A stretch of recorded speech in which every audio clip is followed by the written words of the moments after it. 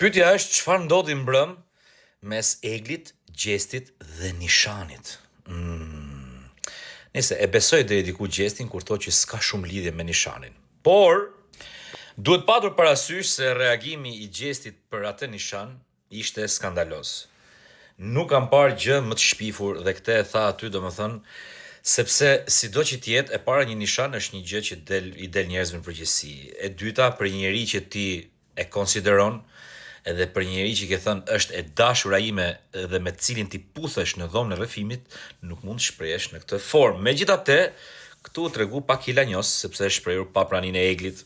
Mirë, po kur erdhi Prime të dy edhe Egli dhe Gjesti e thanë që po e kemi thënë dhomë të rrëfimit, po s'dum të flasim sepse i kemi kërkuar vllajt madh që kjo të mos transmetohet.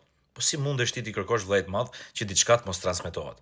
Këtë e vendos vetëm vllai i madh, transmetohet apo nuk transmetohet. Përveç kësaj, ju e dini shumë mirë se e keni në kontratë që vllai i madh apo Big Brother e ka detyrim që të jetë transparent me publikun. Dhe është transparent edhe për atë që ndodh në shtëpi, po edhe për atë që ndodh tek dhoma e rrëfimit. Sepse ti e di që i monitoruar. S'mund thosh nuk duhet transmetohet. Është budallik.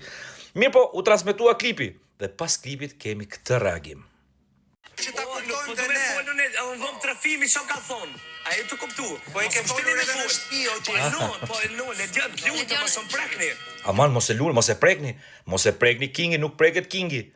Po pse më nuk preket Kingi? Qa jeti që s'prekesh? Ti e një djali lastum që thu mos më prekni mu. Të ka hype dhe pak vetja në qef në duket. Pse? Sepse jo vetëm prekesh, po patjetër që duhet të jesh transparent me publikun.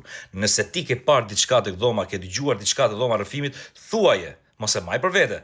Thuaje sepse ta kërkoj moderatori, ta kërkon opinionistët, ta kërkon banorët, ta kërkon publiku që di. Dhe jo të ngjash ti sikur je një viktim e produksionit. Aman produksioni po të merr në qafë ty. Thuaje pra, të thanë dje thuaje nuk e the. Po ç'a bëre ti? Për të taquar viktimizimin deri në fund, u çove nga living dhe hike. Nuk mund të shiko, është e dyta herë që e bën. Dhe kjo është një formë për t'i ikur përgjegjësisë e para, dhe e dyta, ti Gjest ke bezdi kur njerëzit të dalin kundër dhe të kritikojnë. Ti nuk e duron kritikën.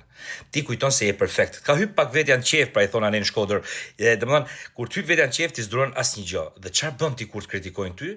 Qosh dhe ikën. E ke bë disa herë këtë, e ke bë edhe Big Brother Kosova, e ke bë edhe këtu. Kjo është mënyra më mirë për t'u viktimizuar dhe për dalë si viktim në publik. Por vim pastaj te ky moment tepër kulminant ku Gjesti shpërthen në dialog e sipër me Rozanën. Shifeni pak.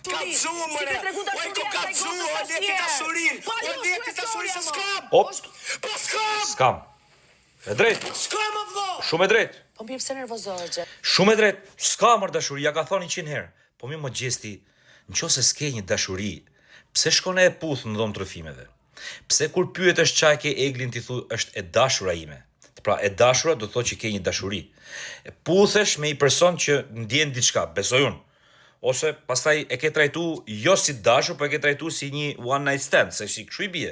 Ti e puthur me të dhe i ke thënë jam me dashura. Tani thu s'kam. Tash ose ke ose s'ke. Ose je i dashurum ose si je i dashurum. Ndaje çik sepse nuk po e ndan dot. Dhe nëse ti Gjesti nuk e ndan dot, a je i dashurum? A si je i dashurum?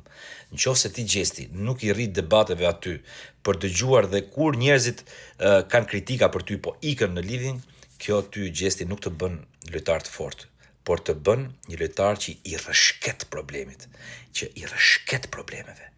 Këtë kam vënë re, mbjen shumë keq, e di që do futen jo do komentoni tash por mua nuk më bëhet vonë, kjo është e vërteta ime të paktën në raport me atë që pash mbrëm.